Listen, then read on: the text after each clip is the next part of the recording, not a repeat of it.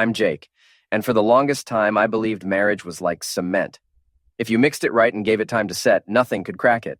28 years old, married to Emma for 7 years, and I genuinely thought we were bulletproof. We'd survived everything together, sleeping on air mattresses because we couldn't afford a real bed, eating ramen for weeks when money ran tight, arguments that lasted until dawn. And that time I completely forgot our anniversary because I was pulling double shifts at the warehouse. She forgave me that night, wrapped her arms around me at 2 a.m. and whispered, "We're a team, Jake. Always remember that."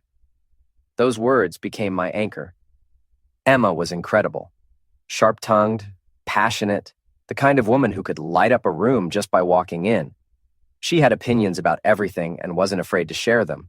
Meanwhile, I was the quiet type, steady and predictable. She used to call me a rock and said I kept her feet on the ground when her head was in the clouds. For years, I wore that description like a badge of honor, never understanding it also meant I was easy to overlook. But here's what nobody tells you about marriage. Sometimes the person you love most starts treating you like background noise. It doesn't happen overnight with some dramatic betrayal or explosive fight. Instead, it's like water slowly seeping into cracks in a foundation, freezing and expanding until everything starts to crumble. First, it was her eyes drifting away mid-conversation. Then came the sighs she didn't bother hiding when I asked about her day. Small kindnesses I used to do. Packing her lunch, fixing the dripping kitchen faucet, bringing in groceries while she scrolled through social media. All went unnoticed. I kept telling myself she was just stressed, that marriages have rough patches, that this cold spell would pass eventually. But winter stretched on longer than it should have. I remember how she used to touch my shoulder when she walked past me in the hallway. Such a small gesture, but it meant everything. One day it just stopped. During movie nights, when I'd reach for her hand, she'd flinch like I'd interrupted something sacred. We started sleeping on opposite sides of our king-sized bed, with an invisible wall of unspoken resentment between us. I tried everything I could think of, asked her out for dinner dates, suggested weekend getaways, even simple walks around the neighborhood just to talk. She always had an excuse ready. Too exhausted from work, too many errands to run, maybe next weekend. Next weekend never came. The inside jokes we used to share disappeared completely. Those knowing looks we'd exchange across crowded rooms became extinct. She smiled more at her phone screen than at me. The worst part wasn't the fighting. It was when we stopped fighting altogether. People assume yelling and screaming means a relationship is falling apart, but silence is the real butcher.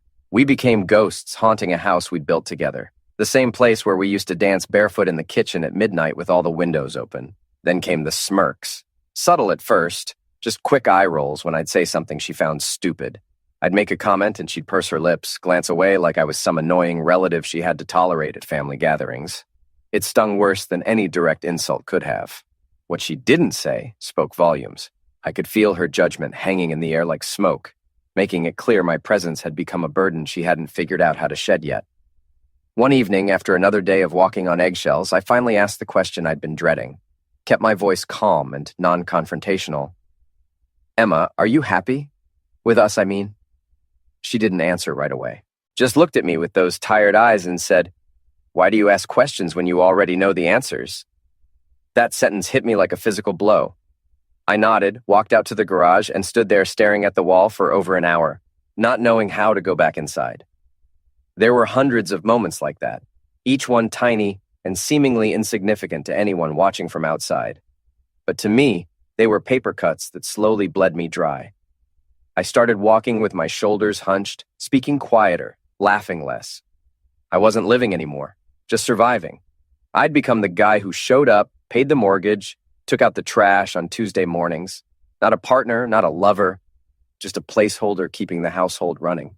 I didn't know how to leave because leaving felt like admitting defeat, like breaking the promises I'd made at that altar 7 years ago. For better or worse, right?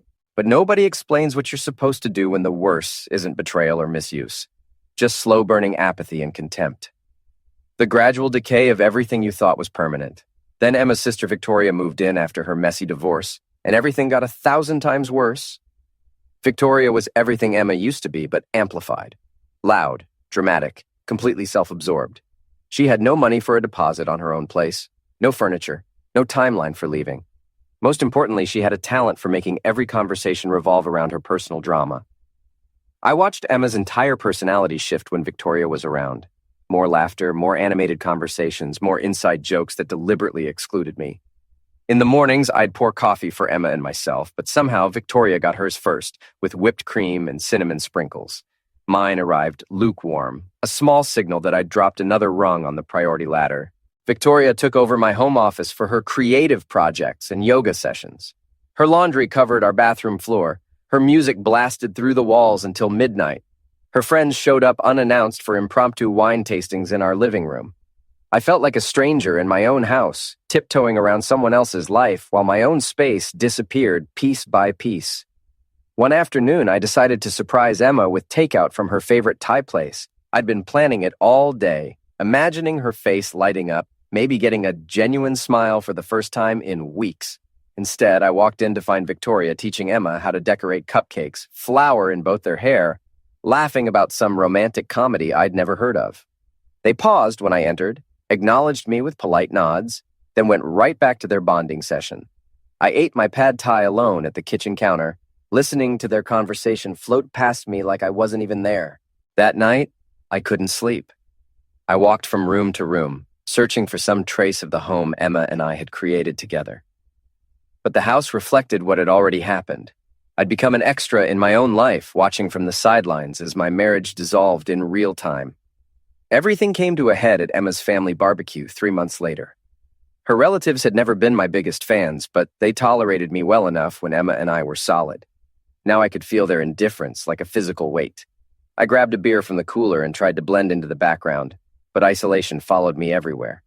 Victoria, already wine-drunk by 2 p.m., spotted me hovering near the grill and called out loudly, "Hey, Jake, don't look so nervous. I promise nobody's going to bite you." The whole picnic table erupted in laughter. I forced a smile and moved closer, hoping to deflect with small talk. "Everything smells great, Mr. Patterson," I said to Emma's dad, who was manning the grill with his usual serious expression. Victoria patted the bench beside her. "Sit down, Jake. Let's have a real conversation." The way she said real made my stomach clench. I sat down anyway, trying to project confidence I didn't feel. She leaned in close, wine on her breath, and stage whispered just loud enough for everyone to hear. "So, Jake, hypothetically speaking, if Emma ever cheated on you, would you cry?" The question hit the group like a grenade. Laughter exploded from every direction.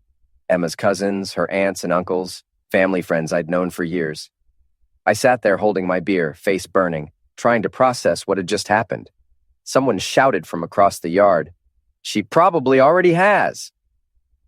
Another voice added, "Yeah, what about that trainer at her gym?"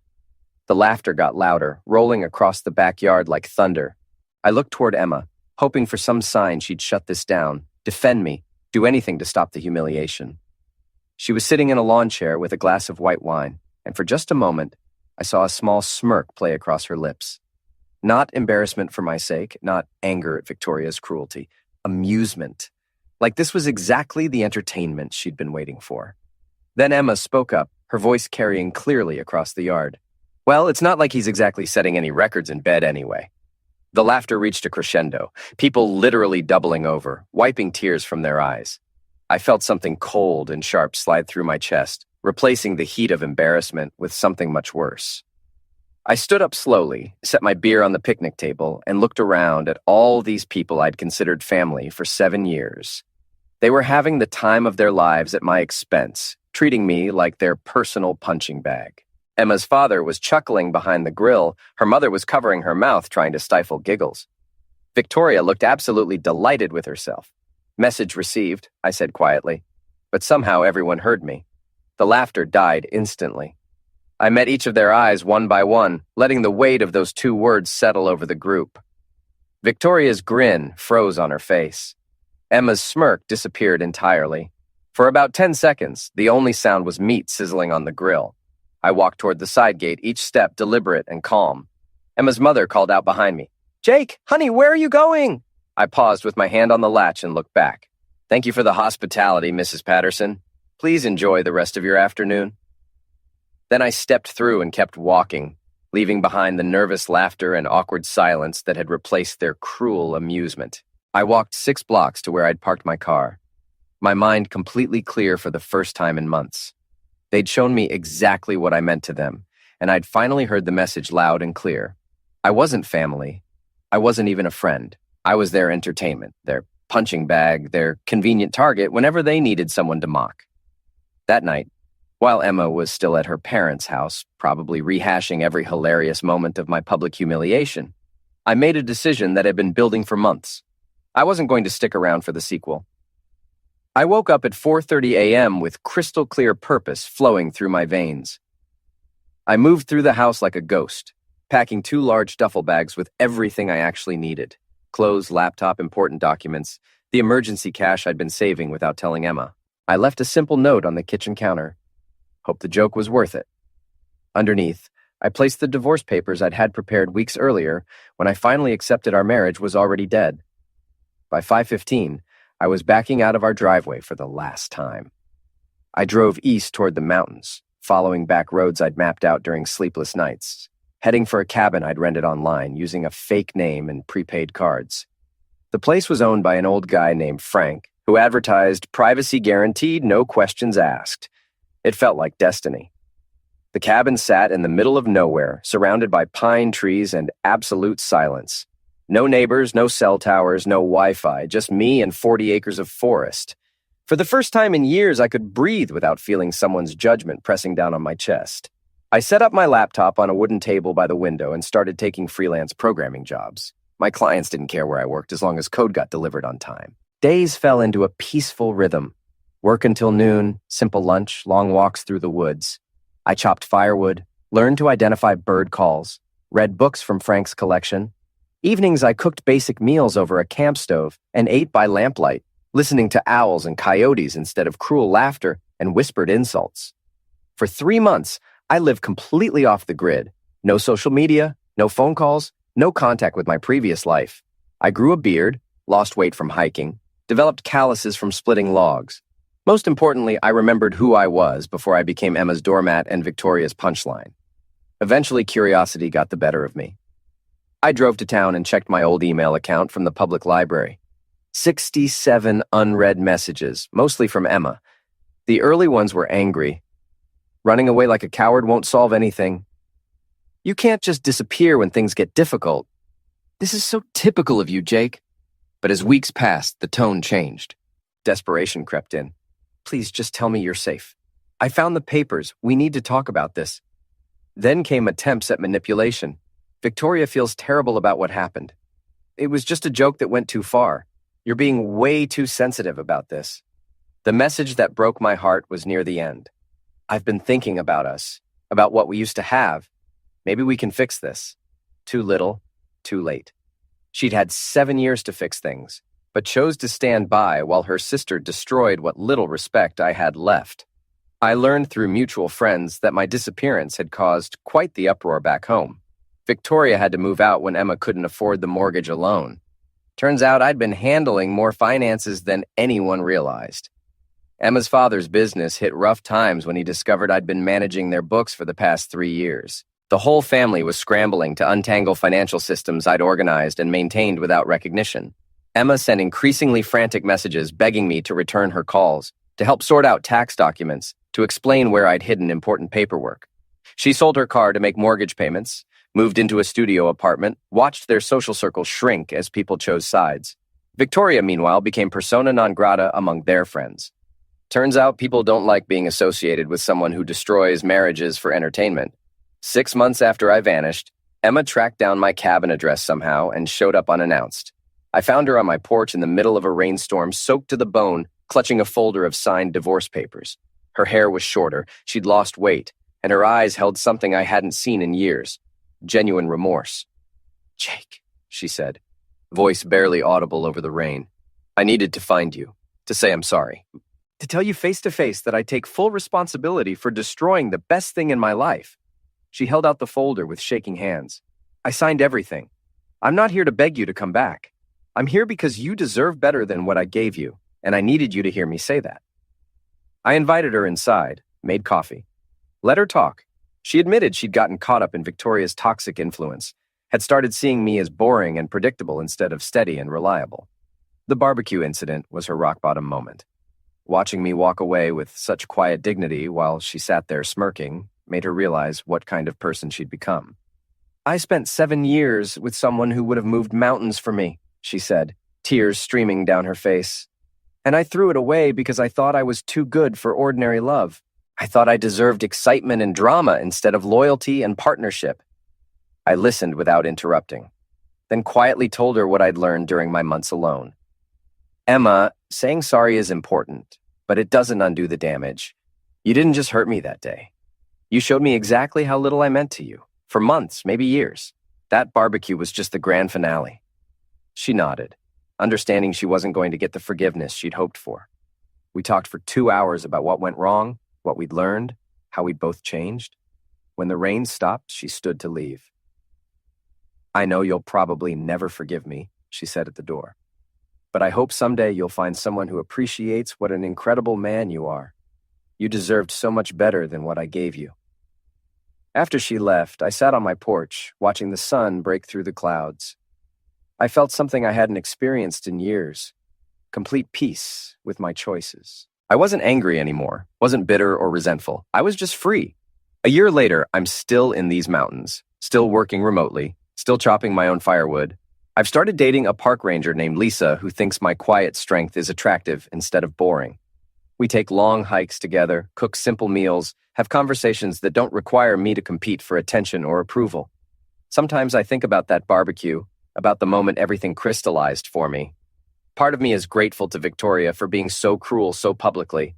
It gave me the clarity I needed to save myself.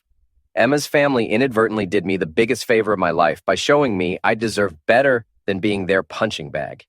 The financial devastation back home was even worse than I'd initially heard. Through a mutual friend who stayed in touch, I learned that Emma had to declare bankruptcy within 8 months of my departure. Turns out I'd been quietly managing not just our household finances, but also her father's small construction business and her mother's online boutique.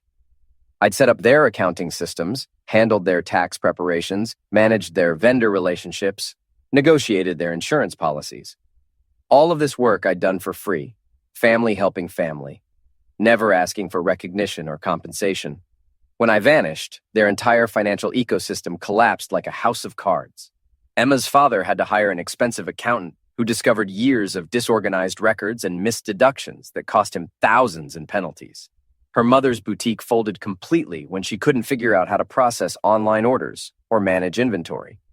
The construction business lost 3 major contracts because Mr. Patterson couldn't produce the detailed project timelines and cost analyses I'd been creating behind the scenes. Victoria, meanwhile, had her own reckoning. After being kicked out of Emma's place, she bounced between friends' couches for months. Her social media presence, once full of carefully curated party photos and sarcastic commentary, devolved into increasingly desperate posts about fake friends and family betrayal. The same people who used to enable her drama grew tired of her sufferer complex.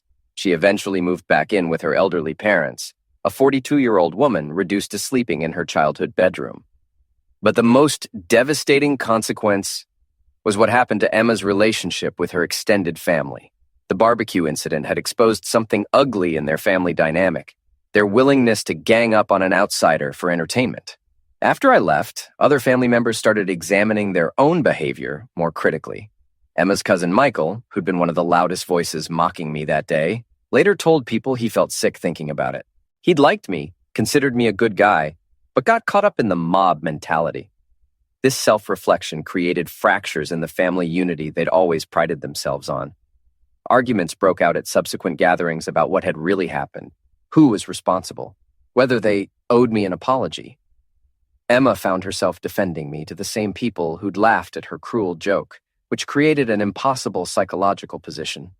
She couldn't admit their behavior was wrong without acknowledging her own culpability, but she couldn't defend their actions without accepting that she'd married into a family of bullies. The guilt ate at her in ways I only learned about much later. She developed insomnia, lost 15 pounds, started seeing a therapist who helped her understand how she'd been emotionally abusing me through neglect and contempt.